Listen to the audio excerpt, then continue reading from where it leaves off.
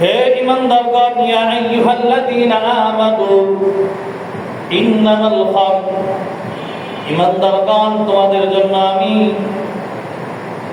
নিশ্চয় ইন্নামাল খামর মদ, জুয়া, ওয়াল মাইসির, ওয়াল আনসাব লটারি, তীর নিক্ষেপ করা, এই সব কাজগুলো ওয়াল আনসাব ওয়াল আজলাম রিজসুম মিন আমালিশ শাইতান, এই কাজগুলো শয়তানের কাজ।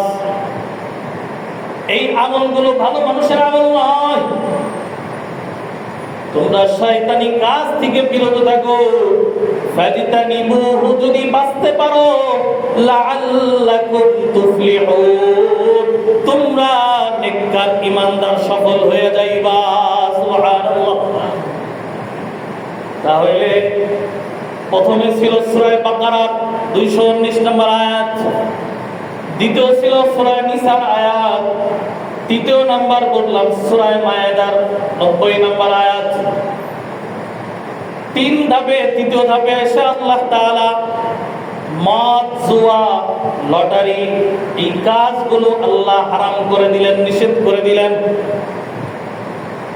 আল্লাহর পয়গম্বর ওমর রাদিয়াল্লাহু তাআলা আনহু ডাকলেন, ওমর, আল্লাহ আজকে স্পষ্ট জানায় দিয়েছেন, তুমি দোয়া করেছিলে, আল্লাহ তাআলা তৃতীয় ধাপে বলেছেন এই সব কাজ আল্লাহ হারাম করে দিলেন, যাও তুমি ঘোষণা দাও। ওমর রাদিয়াল্লাহু তাআলা এই কথা শুনে মক্কা গলিতে এই আওয়াজ শুরু করলেন, আয়াত তেলাওয়াত শুরু করলেন। আয়াত পড়তেছিলেন, ইন্নামাল খামরু ওয়াল মাইসির ওয়াল আনসাব ওয়াল আজলাম রিজসুম মিন আমালিশ শাইতান। এই আয়াত যখন পড়ে, ইতিহাস বলে, হাদিসের মধ্যে আসছেন, মানুষের বাসার ভিতরে বিশাল বিশাল ট্যাঙ্কির মতো মদের গোডাউন ছিল, মদ ছিল। কেউ কেউ মুখে মদ ঢুকাবে, হাতের মধ্যে পেয়ালা ছিল, মুখের মধ্যে দিবে। যখন এই ঘোষণা আসছে, আল্লাহ তাআলার আয়াত যখন মানুষের কাছে ঘোষণাগুলো যাচ্ছে, দেখেন সাহাবা আজমাইনের মর্যাদা এত বেশি কেন? আল্লাহ তাআলা তাদেরকে ধাপে ধাপে বললেন, কোরআনের প্রতি কতটা তারা সহনশীল ছিলেন, মেজাজ তৈরি করেছেন। যখনই আয়াতগুলো নাজিল হইল, ওই মানুষ যার হাতে মদের পেয়ালা ছিল, আয়াতটা শোনা মাত্র মদের পেয়ালা ফালায় দেয়া, ভেঙে ফেলছে। যাদের ঘরে মদ জমা ছিল মক্কার মধ্যে, সঙ্গে সঙ্গে মক্কাগুলো ভেঙে মদগুলো ফালায় দিয়ে দিয়েছে। এমনকি কেউ কেউ গলার মধ্যে এক ঢোক দিয়ে ফেলেছে। ওই মুহূর্তে আয়াতটা তার কানে ভেসে উঠছে। ইতিহাস বলে, ওই ব্যক্তি মুখের মধ্যে আঙ্গুল দিয়া ওই মদগুলো ভূমির মাধ্যমে বের করে ফালায় দিয়েছে। সুবহানাল্লাহ। এবং এক ঘটনা আল্লাহ রাসূল হাদিসের মধ্যে বলেন, আল্লাহর পয়গম্বরের কয়েকজন সাহাবী, জলিল কদর একজন সাহাবী হযরত আনাস বিন মালিক রাদিয়াল্লাহু তাআলা আনহু, তার পাশে একটা মজলিস বসছে। সেখানে অনেক সাহাবারা উপস্থিত।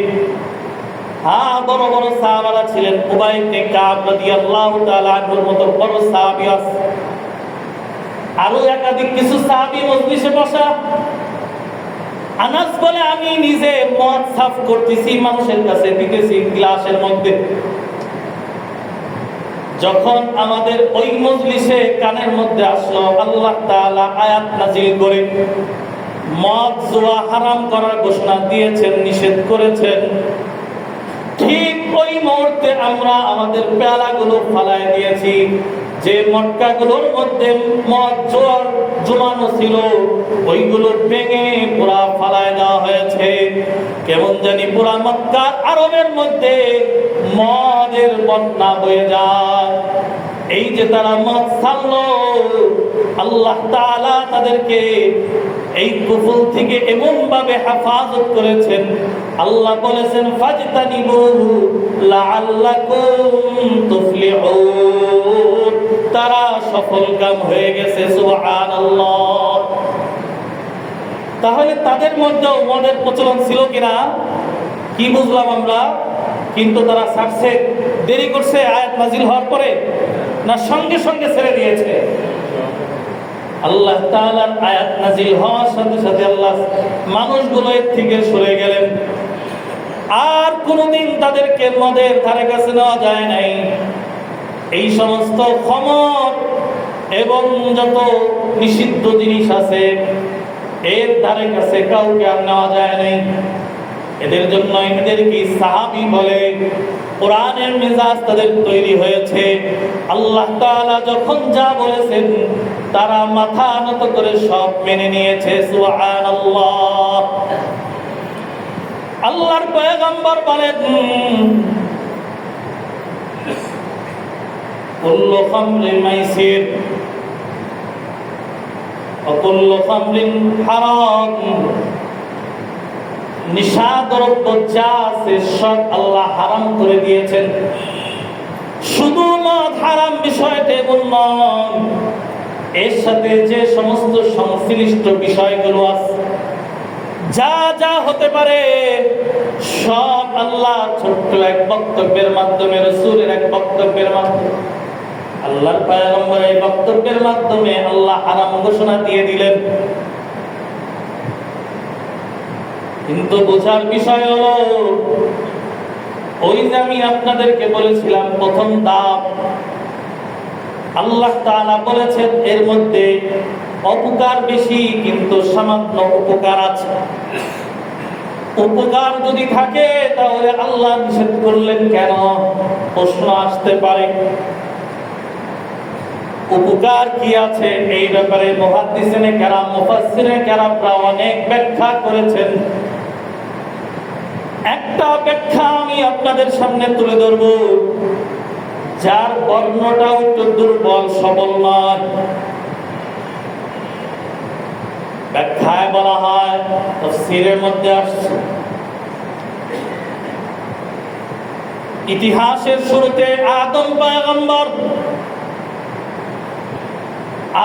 পয়গম্বরকে বলা হয়,